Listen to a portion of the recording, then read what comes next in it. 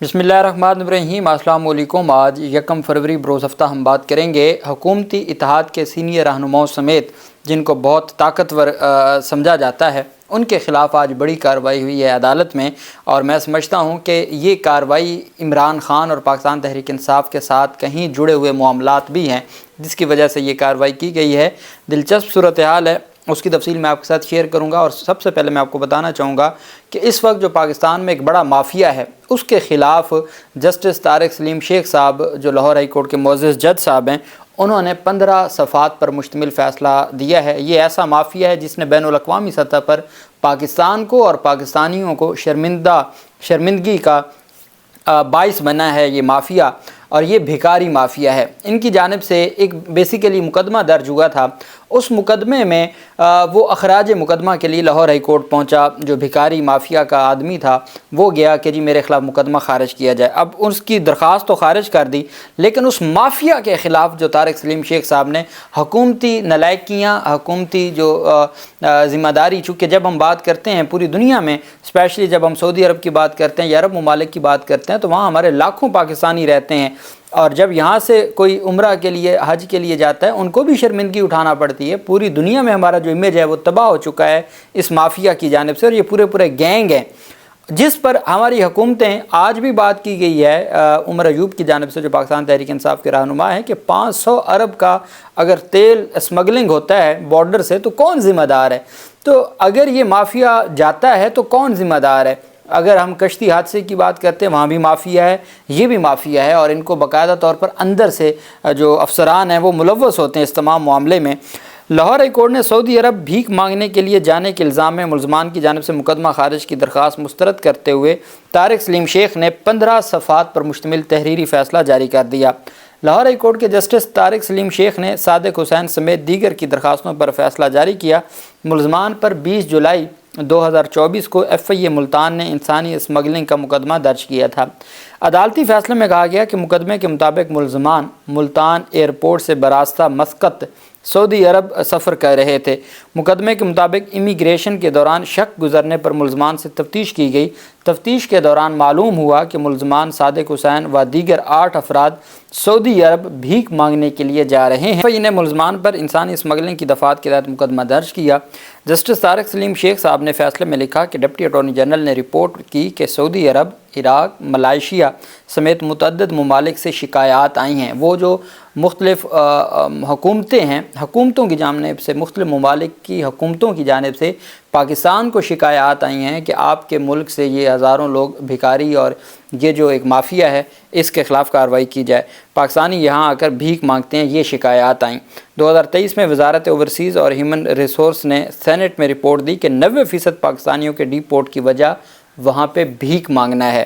Report کے مطابق بھیک مانگنا ایک معاشرتی مسئلہ ہے جس کی وجہ سے نامناسب مواقع، برابری کا نہ ہونا، انفرادی طور پر حالات کنٹرول سے باہر ہونے، بے روزگاری، ذہنی یا جسمانی معذوری بھیک مانگنے کی ایک وجہ ہے۔ متعدد ممالک میں بھیک سے متعلق فوجداری قوانین موجود ہیں۔ بعض ممالک میں بھیک مانگنے کو ریہیب کیا جاتا ہے۔ اب جو طارق سلیم شیخ صاحب ہیں وہ یہ بھی بتا رہے ہیں کہ وجوہات کیا ہیں کہ لوگ کیوں اس حد تک جاتے ہیں۔ وہ ہمارے معاشرے کے مسائل ہیں، جو ہماری حکومتیں ان مسائل کو بہتر کرنے میں ناکام رہی ہیں۔ فیصلے کے مطابق پاکستان میں سندھ ویگرینسی ایکٹ 1947 بھیک سے متعلق پہلا قانون بنایا گیا تھا۔ بعض اوقات آرگنائزڈ گروپ جسمانی اور ذہنی معذور افراد کو ٹارگٹ کر کے ان سے بھیک منگواتے ہیں۔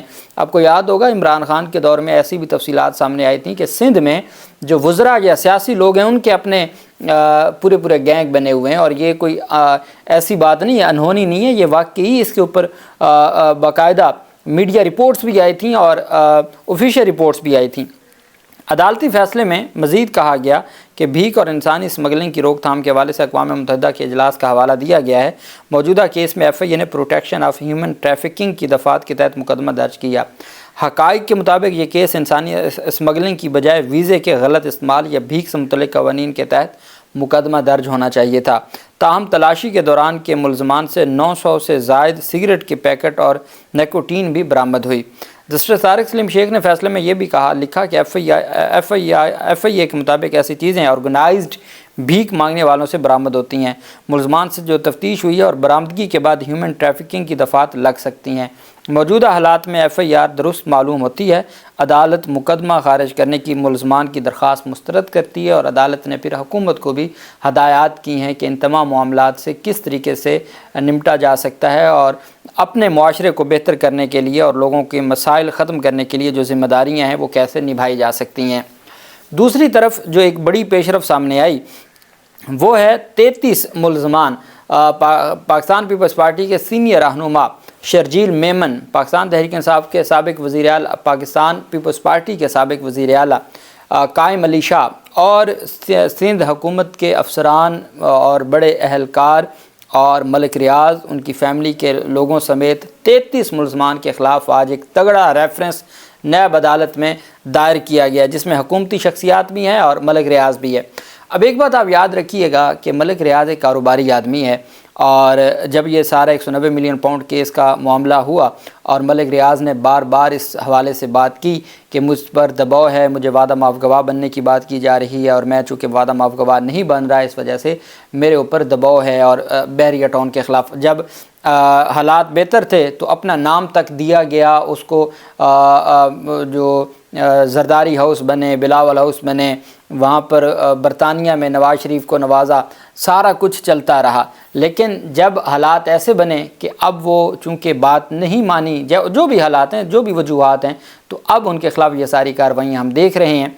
اب ملک ریاض ایک کاروباری آدمی ہے، ملک ریاض کو اس بات کا علم ہے کہ وہ دبئی میں ایک ریئل اسٹیٹ کا جو بزنس اس نے اور ایک سوسائٹی اور وہاں پہ جو ڈیولپ کر رہا ہے، اور پاکستان میں بھی چونکہ زیادہ انویسٹ کون کرتا ہے؟ جو اوورسیز پاکستانی ہیں یا وہ لوگ ہیں جو ایلیٹ کلاس ہے، جو پاکستان تحریک انصاف کے سربراہ عمران خان کے نظریات سے جڑی ہوئی ہے، جو ان کے نظریات کو مانتی ہے۔ اب ان کو پتہ ہے کہ ایک وقت تھا کہ پاکستان میں جو پاور ہے وہ کہیں اور تھی، اس وقت جو پاور ہے وہ عوام کے ہاتھ میں ہے، اور عوام کے جو نمائندہ ہے ان کے ہاتھ میں ہے۔ اس وجہ سے وہ عوام پاکستان اور اوورسیز پاکستانیوں سے نہیں کوئی بگاڑنا چاہتا، کوئی بھی اپنا بزنس نہیں خراب کرنا چاہتا۔ یہ کوئی عمران خان سے محبت نہیں جاگ پڑی، نہ کوئی ملک سے کوئی معاملات ہیں، یہ صرف اور صرف چونکہ ڈیفینیٹلی ایک وقت تھا جب ان کے ساتھ اٹھنے بیٹھنے سے کاروبار اچھا چلتا تھا، تو ان کے ساتھ اب ان کو لگتا ہے کہ بھئی عوام کس طرف ہے تو وہ ڈیفینیٹلی اس طرف جائیں گے۔ یہی وجہ ہے ملک ریاض کی جو ہیں سیکیورٹی کے جو آفیسر ہیں کرنل ریٹائرڈ خلیل الرحمان، ان کی مدعیت میں ایک مقدمہ درج کیا گیا ہے۔ ملک ریاض کو ایک ای میل آئی ہے، ای میل میں جان سے مارنے کی دھمکی دی گئی ہے اور 50 بٹ کوئن بھتہ طلب کیا گیا ہے، وہ عام کرنسی میں بھی نہیں، بٹ کوئن میں بھتہ طلب کیا گیا ہے۔ رقم جو 1 ارب، وہ 50 جو بٹ کوئن ہے اس کی رقم بنتی ہے 1 ارب اور 42 کروڑ سے زائد بنتی ہے۔ ملک ریاض کے سیکیورٹی افسر کرنل ریٹائرڈ خلیل الرحمان کی مدعیت میں مقدمہ درج کیا گیا۔ FIR کے مطابق ایک مشکوک شخص نے ملک ریاض کی بیٹی کے گھر کی تصاویر اور ویڈیوز بھی بنائی ہیں، یہ ایک FIR بھی درج ہوئی ہے، اور صورتحال یہ ہے۔ اب جو 17,000 ایکڑ زمین کا یہ جو معاملہ تھا سپریم کورٹ آف پاکستان میں، یہ 190 ملین پاؤنڈ والا نہیں، یہ وہ معاملہ تھا جو بحریہ ٹاؤن کو 460 یا 470 ارب روپے جمع کروانے تھے، جو اس وقت پاکستان پیپلز پارٹی نے ان کو زمین دی، اور وہ زمین کے بدلے پھر یہ سارے پیسے دینے تھے۔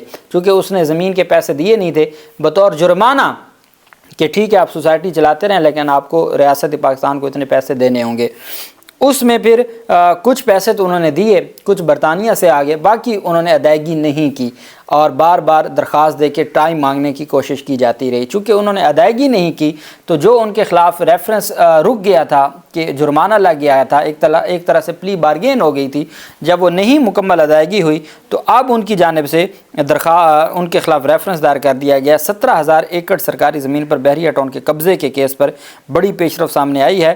بحریہ ٹاؤن کے ملک ریاض ان کے بیٹے زین ملک کے خلاف احتساب عدالت میں ریفرنس دائر کر دیا گیا ہے۔ نیب کی جانب سے تحقیقاتی عمل کا دائرہ وسیع کرتے ہوئے ملک ریاض کے 5 فرنٹ مینوں کے خلاف بھی ریفرنس دائر کیا گیا ہے۔ اس ریفرنس میں شرجیل میمن جو پاکستان پیپلز پارٹی کے سینئر رہنما ہیں، شرجیل میمن بھی ہیں، اور اس میں سابق وزیر اعلیٰ چونکہ اس میں پوری پیپلز پارٹی حکومت ملوث تھی نا، تو ان لوگوں کو بھی اس میں رکھا گیا ہے، قائم علی شاہ بھی اور بیوروکریسی کے بھی سینئر لوگوں کو۔ ریفرنس کے مطابق بحریہ ٹاؤن نے 17,000 سرکاری زمین قبضے میں لے کر تعمیرات کی۔ ملک ریاض اور صوبائی انتظامیہ کی ملی بھگت سے سرکاری زمین پر قبضہ کیا گیا اور سرکاری اراضی پر قبضہ کر کے قومی خزانے کو اربوں روپے کا نقصان پہنچایا گیا۔ ریفرنس میں کہا گیا کہ سپریم کورٹ میں 460 ارب روپے کی سیٹلمنٹ میں سے صرف 24 ارب روپے ہی جمع کروائے، جبکہ ملک ریاض نے 2019 میں سپریم کورٹ میں 460 ارب روپے سرکاری خزانے میں جمع کروانے کی یقین دہانی کروائی تھی، مگر انہوں نے صرف 24 ارب روپے جمع کروائے۔ 460 ارب روپے میں سے صرف 24 ارب روپے جمع کروائے گئے۔ ریفرنس میں کہا گیا کہ سپریم کورٹ نے 23 نومبر 2023 کو ملک ریاض کی جانب سے ڈیفالٹ کی صورت میں ریفرنس دائر کرنے کی اجازت بھی دی تھی۔ یہ وہ 23 نومبر کا فیصلہ ہے جس میں ملک ریاض کے وہ 190 ملین پاؤنڈ کی حد تک بھی لکھا گیا تھا کہ وہ کرپشن کے پیسے ہیں اور پھر وہ حکومت کو دے دیے گئے تھے۔